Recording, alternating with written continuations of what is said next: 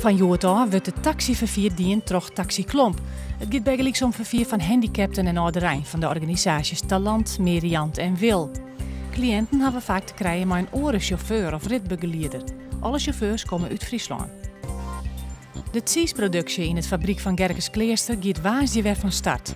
Een maand alleen werd het fabriek troffen door een grote brand. Een groot pad van de cheeseopslag gong verlen. Omstanders hebben juist onder de Wienzerdiek in Jesterijn een man uit het wetter redden. Het slachtoffer, een 60-jarige man uit Wommels, wie met zijn fiets in het wetter rieden.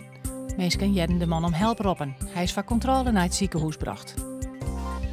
Regionale omroepen, waaronder Omroep Friesland, houden maandag een actie voor de voedselbank. In de weken van de criisdagen wordt zo volle mogelijk etensgoed inzamelen. Dat doneren wordt aan de etensbanken. Omroep West en RTV Noord houden verliende hier als een actie. Joen en vannacht droeg komen ze op mistbanken. Het is 11 graden.